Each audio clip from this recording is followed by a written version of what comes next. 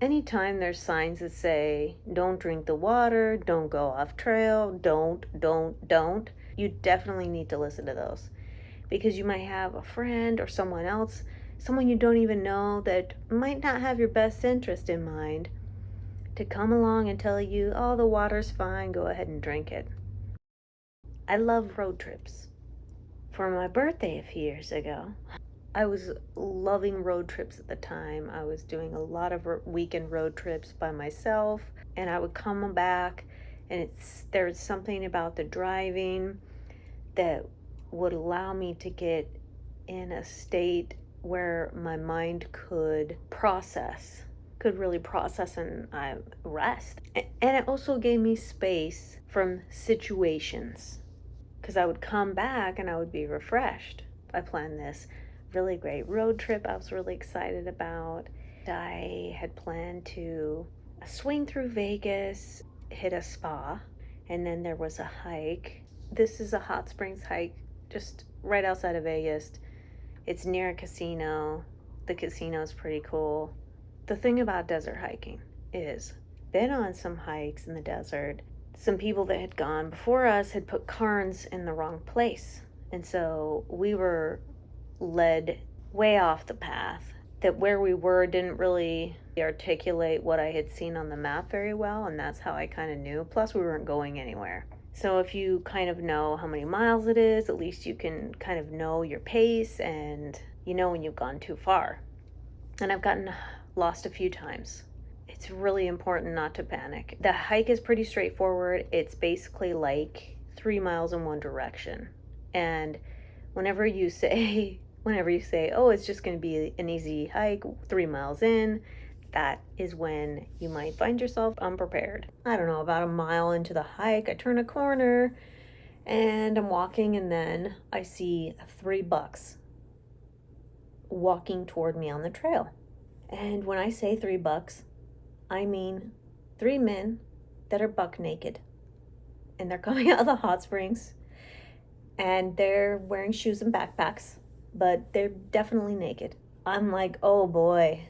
It's pretty normalized that people might be nude at hot springs. I think at that point it was important to have a poker face and act as if I had no idea that they were naked, which I think was the right thing to do. And I think as they passed me, we may have exchanged words like how long the hike is or how far it is to the hot springs. I'm sure they're exercising their freedom. This particular hike has a series of hills, it dips into a gulch. It went on for a few miles. I got lost in my thoughts, and I have learned this lesson a few times, and that is when you are heading this way, and there is a fork that is on an angle, and you're heading this way, you are going to miss the fork because it's behind you. Anytime you hit a T in a trail, you just really got to pay attention because there might be a fork like this that you're not seeing as you go forward. But when you come back, you're going to see it and you're going to get confused. This is a very sandy hike as well. And so anytime you're passing in a gulch, that's especially desert hikes. Desert hikes are more tricky because there's not a bunch of trees where the path is very clear. And when you get into crossing gulches, people get confused and they kind of start running around, so there's footprints everywhere.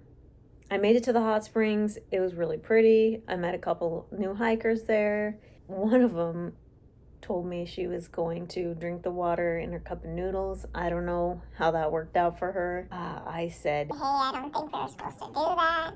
I wouldn't risk it. If something says don't drink that water, don't drink it. There's a lot of chance for pollution now. On my way back, I was kind of relaxed, as you are after hot springs. I was just in the trance of walking. So the exact fork thing happened to me where I missed the turnoff. I even knew this was going to be an issue. When I crossed that fork, I said, okay, the fork is on the left. So on my way back, I got in a trance of walking. Because there's a time where you do travel in the gulch.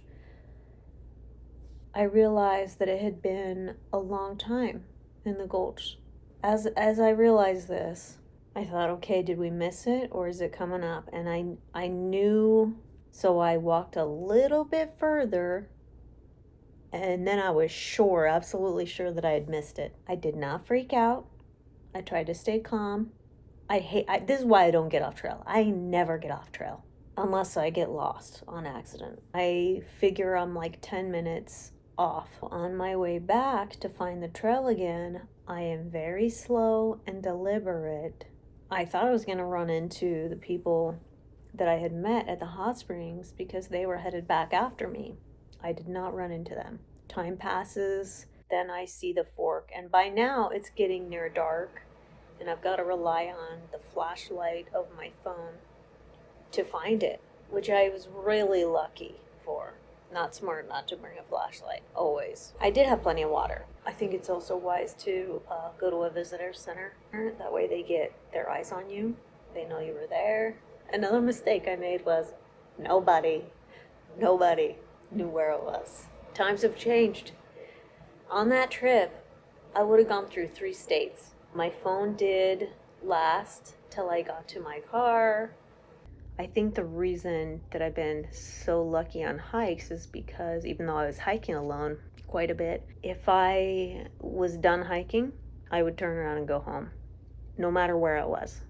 So sometimes I would go up and I would hike for just a half hour to get a short workout in. I was not ever expecting myself to go to the top. That's, I think, when people get in trouble, because you got to have the energy to get back down. I think that that's the ways of the universe is if you feel tired, go home. There's a certain amount of water that you should have, especially on desert hikes. When you hit that amount of water where you have only a certain amount left, you have to go back. I think if you're going to be hiking alone, it's not a bad idea to learn how to use a gun. I had wanted to buy a gun, but one of my roommates wasn't comfortable with having a gun in the home. Out of respect for her, I decided to wait and get a gun. But I do have a gun now.